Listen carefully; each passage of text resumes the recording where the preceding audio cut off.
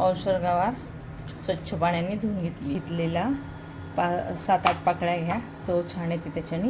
जरा बारीक तो पण कापून घ्यायचा. इंडक्शन आहे आमच्याकडे म्हणून गॅसची आमची खूप बचत होते. आता आपण सुरुवात करूया. कोरडी करायची आपल्याला ही गवारीची शेंगा, कारण ती खूप चवीला छान लागते. एवढं सफिशियंट आहे तेल. एक लहान हा चमचा आहे तुमचा, एक लहान चमचा म्हणून हा तेलाचा घ्यायचा. मी तेलामध्ये सगळ्यात आधी मीठ टाकते, कारण जेणेकरून आपल्याला सगळ्या शेंगांना ती मिठाची चव लागते. तुम्ही चवीनुसार घ्या. आणि त्यात जरा मी जिरं टाकणार आहे. अंदाजी आहे माझं सगळं, माझं काही मोजमाप नसतं.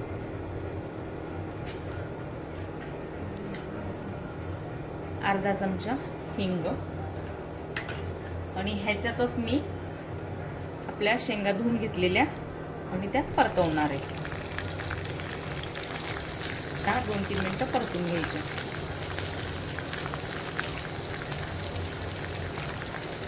ही लांब जी गवार असते ना, ही ती गवार आहे.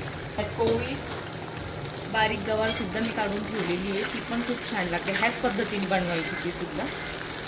तर ती कोवळी एकदम छोटीशी गवार, ती बिना निवडायचीच घ्यायची, छान लागते ती. मुलांना टिफिनला तुमच्या नाही बनवून द्या कधीतरी टिफिनला.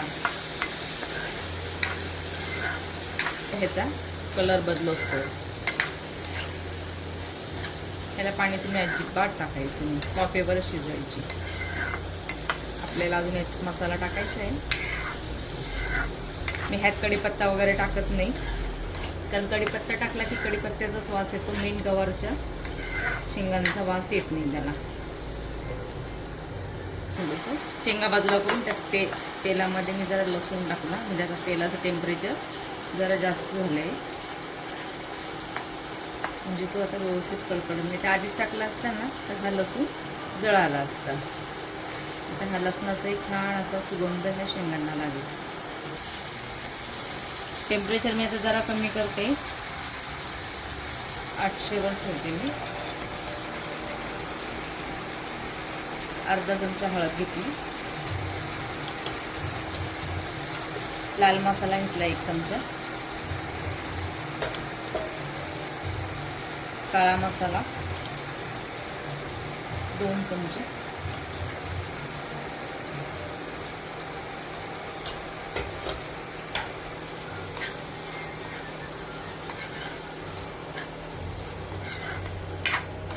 बस ते हे हलवून घ्यायचं.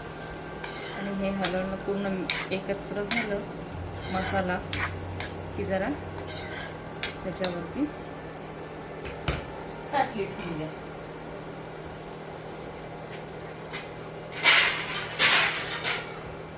पूर्ण वाफ दाबल्या जाईल अशी ताटली ठेवायची, जेणेकरून साईडनी वाफ नको निघायला. आता आपण बघणार शेंगा. हे शेंगांनाच पाणी सुटलेलं. जर तुम्हाला वाटलं तर तुम्ही अगदी घोटभर पाणी सोडू शकतात साईडने, पण आमच्या शेंगांनी छान असं पाणी सोडलंय. आता बघू ह्या कितपत शिजल्या आहेत. अजून बाकी. तुम्ही वाटलंच तर अगदी 1 चमचा टाकू शकता. ते नंतर शोषलं जातं पाणी. 2 मिनिटं ठेवा, नंतर वाटल्यास गॅस बंद करून द्या शिजलं की. आता परत बघू आपण. शिजलं तर हे पाणी सगळं शोषलं त्यांनी, आणि हे फक्त तेल आहे. जर तुम्हाला वाटलं ह्यात शेंगदाण्याचा कूट अगदी थोडा घालू शकता, नाही घातलं तरी छान लागते ही भाजी. आम्हाला ही अशीच आवडते. हे बघा शिजली ती.